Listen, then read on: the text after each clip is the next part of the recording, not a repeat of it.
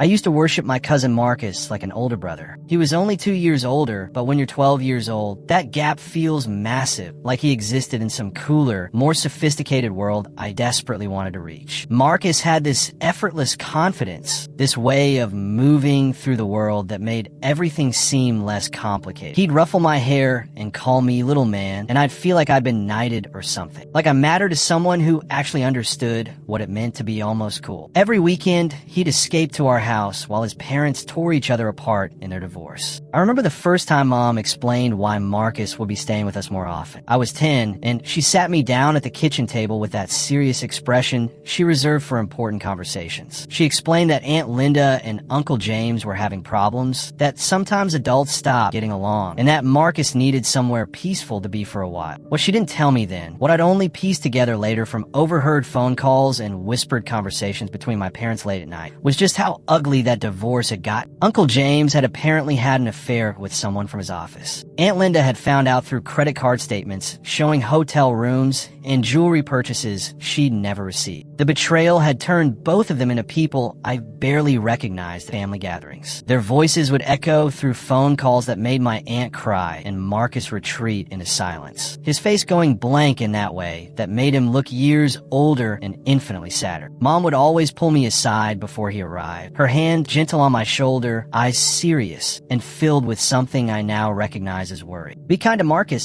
sweetheart. He's struggling with things you can't understand yet. His whole world is falling apart, and he needs to know some things stay stable. So I shared everything with him. My PlayStation, my games, my snacks, my bedroom, my entire world. I wanted to be his safe place, the way Mom said our home should be for him. I'd reorganize my room before he came over, making space for his overnight bag, setting up the air mattress with a good sleeping bag, the one with the flannel lining that was actually comfortable. I'd stock up on the snacks I knew he liked, those spicy Doritos he was obsessed with, the Coke and glass bottles he said tasted better than cans, the Sour Patch Kids he'd eat until his tongue hurt. Looking back, I was trying to build him a sanctuary, a place where the chaos of his parents' war couldn't touch him. I'd spent months, no years, building this incredible game collection. Rare editions, classics, limited releases, treasures I'd been gathering since I was 8 years old. It had started innocently enough with my parents giving me a PlayStation 2 for my 8th birthday. That first game, Kingdom Hearts, had opened up a world I didn't know existed. From there, I was hooked, not just on playing games, but on collecting them, preserving them, understanding their value and history. I'd saved birthday money, tucking away 20s from grandparents into an envelope I kept in my desk drawer. Christmas cash from grandparents who'd slip me folded bills with winks and whispers of don't spend it all in one place. Allowance from months of chores, mowing the lawn every Saturday morning, taking out the trash, keeping my room clean, walking the neighbor's dog when they went on vacation. Every dollar went into the collection. I became a student of value, spending hours on forums and pricing websites, learning which games were appreciating, which ones were rare, what made a complete in-box copy worth 3 times more than a disc alone. I'd hunt through garage sales with my dad on Saturday mornings, my heart racing every time I spotted a stack of old games. I'd found a mint-condition copy of Final Fantasy VII at an estate sale for $5. $5 when it was worth over $100. The thrill of that discovery had kept me buzzing for weeks. Everything was perfectly organized in a black leather case under my TV, alphabetized and pristine. The case itself had been a gift from my dad, who'd noticed how seriously I took the collection. It was professional grade, the kind music collectors used for rare vinyl, with foam inserts that held each game securely. I'd spend an entire weekend organizing them, creating a handwritten catalog in a notebook where I tracked purchase dates, prices paid, and estimated values. I was so proud of it, showing Marcus each new edition like they were precious gems. Check this out, I'd say, carefully removing a game from its protective sleeve. This is Metal Gear Solid, first edition, with the demo disc still sealed. Found it at a flea market. The guy had no idea what he had. Marcus would nod, seeming genuinely interested, asking questions about gameplay and value. Those moments felt like connection, like I was sharing something important with someone who actually cared. He'd pick up the cases carefully, the way I'd taught him, examining the cover art and reading the back descriptions. "You've got a good eye, little man," he'd say, and I'd glow with pride. Sometimes he'd ask about specific games, wanting to know the story behind how I'd acquired them. I'd tell him every everything. The hunt, the negotiation, the moment of victory when I'd walked away with a treasure. He seemed fascinated by the whole process, and I loved having an audience who appreciated what I'd built. One Sunday evening, Marcus left after our usual gaming marathon. We played for hours, barely talking, just existing together in comfortable silence. We'd been working through God of War, taking turns with the controller, shouting advice and warnings at each other during the boss fights. Marcus had seemed different that day, though. Quiet in a heavier way than usual.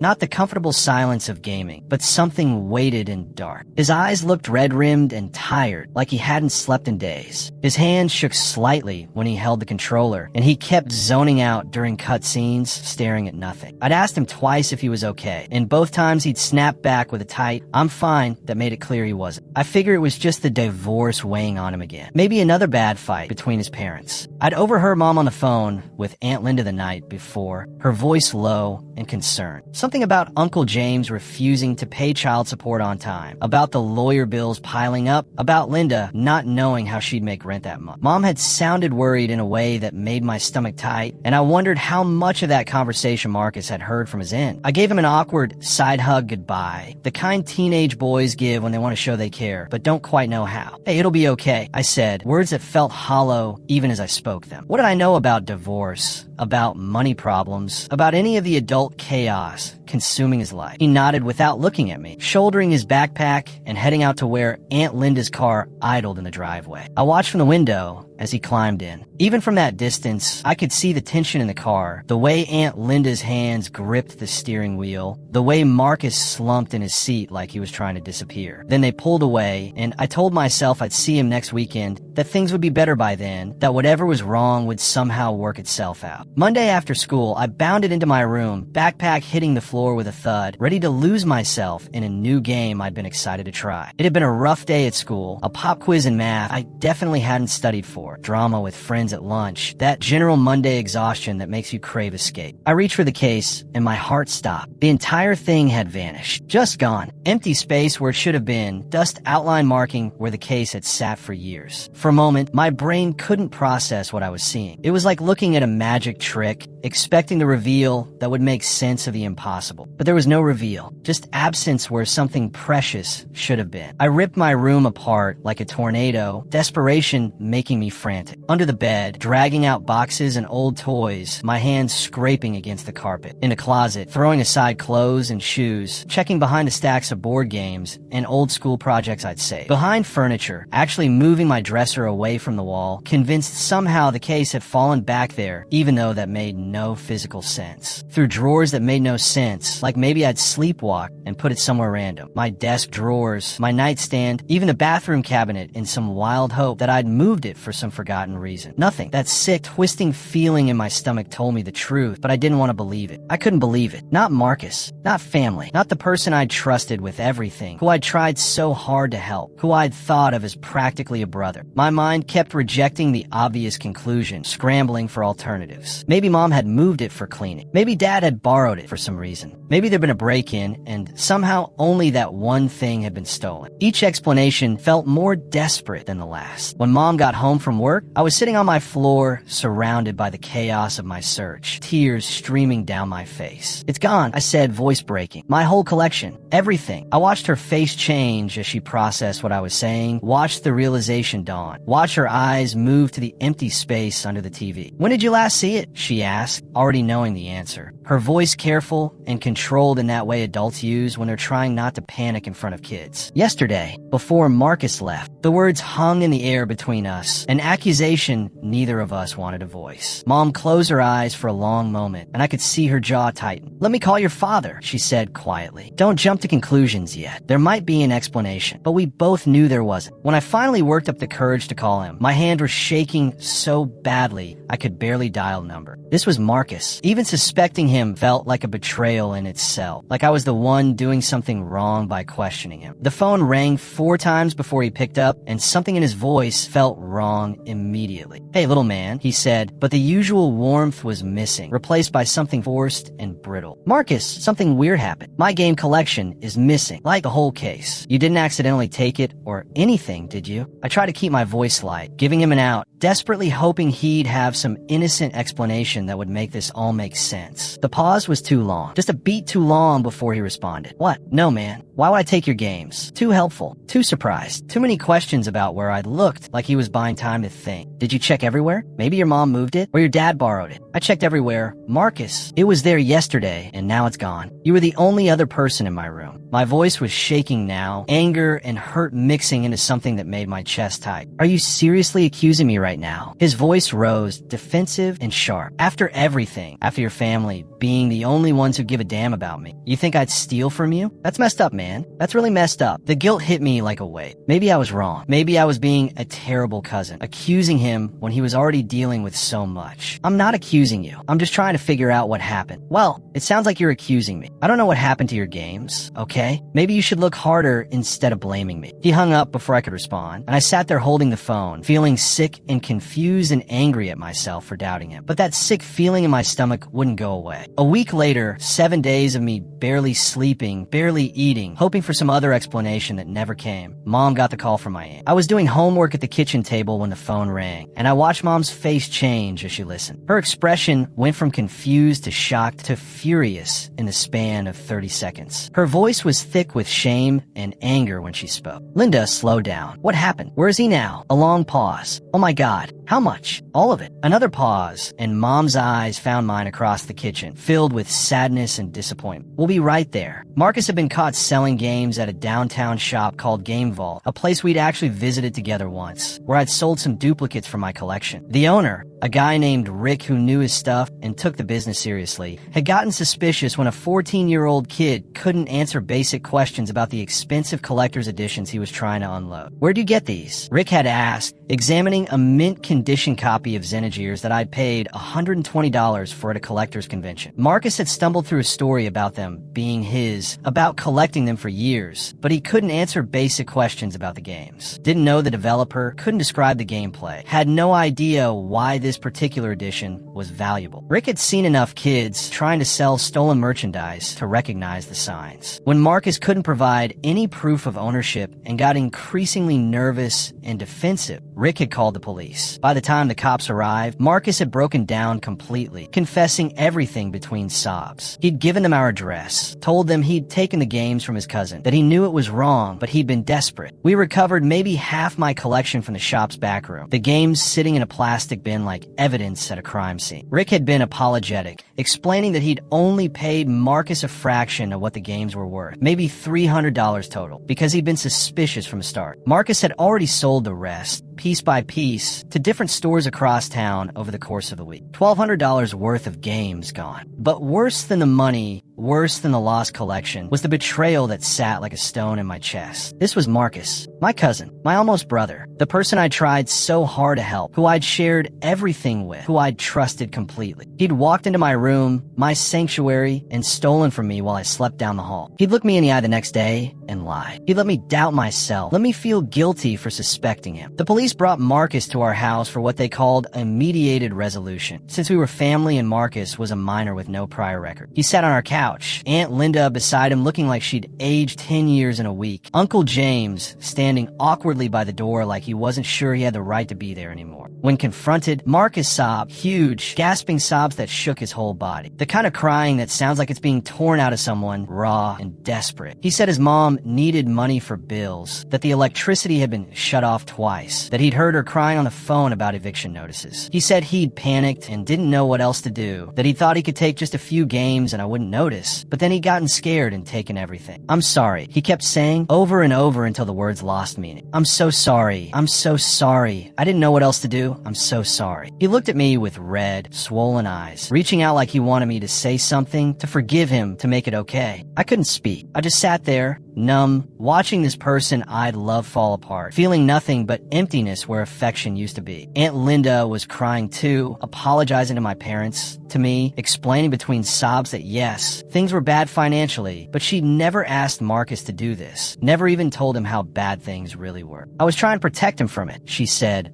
voice breaking. I didn't want him to worry. I didn't want him to feel like he had to fix it. Uncle James, to his credit, looked devastated. He kept saying he'd make it right, that he'd pay back every penny, that there was no excuse for what Marcus had done. But even his remorse felt hollow, tainted by the fact that his choices, his affair, his failure to pay child support on time, had created the desperation that led Marcus to my room that Sunday evening. His struggling parents took 8 months to pay us back in tiny, painful installments. $50 here, $75 there, each payment arriving with barely concealed resentment from my uncle and shame from my aunt. The checks would arrive in the mail, sometimes with short notes from Aunt Linda apologizing again, explaining that they were doing their best, that they hadn't forgotten. By then, the money meant nothing. I put in a savings account and try not to think about it. The trust was shattered into pieces too small to ever fit back together. You can't unfeel a betrayal like that. You can't unknow that someone you loved was capable of looking you in the eye and lying, of violating your space and your trust for money. I tried to rebuild my collection, but my heart wasn't in it anymore. The joy had been stolen along with the games. Every time I'd find something rare or valuable, instead of feeling that thrill of discovery, I'd just feel anxious. Would someone take this too? Could I trust anyone around my things? The hobby that had brought me so much happiness became a source of stress and sadness. Marcus still came around for family events, Thanksgiving, Christmas, the obligatory gatherings where everyone pretends everything is fine. But I never left him alone in my room again. I'd lock my door before he arrived, pocket the key, check twice to make sure it was secure. That invisible wall between us never came down. We'd sit at the same table, exchange hollow pleasantries, pass the mashed potatoes, and make small talk about school and weather and nothing that mattered. How's school? Phoenix. Still playing games? Sometimes. Cool. Conversations that said everything by saying nothing at all. The cousin I'd loved was gone, replaced by a stranger wearing his face. I could see the hurt in his eyes sometimes, when I'd make an excuse to leave the room when he entered, or when I'd keep my answers short and cold. Part of me felt guilty about it. He'd been a kid dealing with impossible circumstances, desperate and scared, and making a terrible choice. Part of me wanted to forgive him, to rebuild what we'd had, but I couldn't. Every time I looked at him, I saw that empty space under my TV. I felt the shock of discovery, the betrayal, the way he'd let me doubt myself. Some violations cut too deep to heal, leave scars that never quite fade. Years later, when I was in college, Marcus reached out via Facebook message. A long, rambling apology that clearly took him hours to write. He talked about being in therapy, about understanding now how much he'd hurt me, about the shame he still carried. He said he didn't expect forgiveness, but he wanted me to know that he thought about what he'd done all the time, that it had taught him about the kind of person he didn't want to be. I read it 3 times, feeling a complicated mix of emotions I couldn't quite name. Sadness for the cousins we'd been, anger at what he'd done, a strange kind of pity for the 14-year-old kid who'd been so desperate he'd betrayed family. I typed and deleted a dozen responses before finally settling on something simple. I appreciate you reaching out. I hope you're doing better. Take care. Not forgiveness, but not cruelty either. Just acknowledgement. Because some betrayals, even from family, especially from family, leave scars that never quite heal. And that's okay. You can move forward without forgetting. You can wish someone well without letting them back into your inner circle. You can understand why someone did something terrible without having to absolve them of it. I think about Marcus sometimes, wonder what kind of man he became, whether he ever truly forgave himself. I hope he found peace. I hope his parents' divorce eventually settled into something manageable. I hope he learned from that terrible choice and became someone better. But I also know that I'll never fully trust him again, and I've made peace with that. That 12-year-old kid who wanted to be Marcus's safe place learned a hard lesson about boundaries, about protecting yourself, about the complicated reality that sometimes the people we love most are capable of hurting us deepest. Some lessons you can only learn through pain. Some losses teach you more than any gain ever could. And sometimes the end of a relationship, even a family relationship, isn't a failure but a necessary boundary, a line drawn in self-protection that says this far and no further. If you enjoyed this story, like and subscribe for more true stories about family, betrayal, and the complicated lessons life teaches us.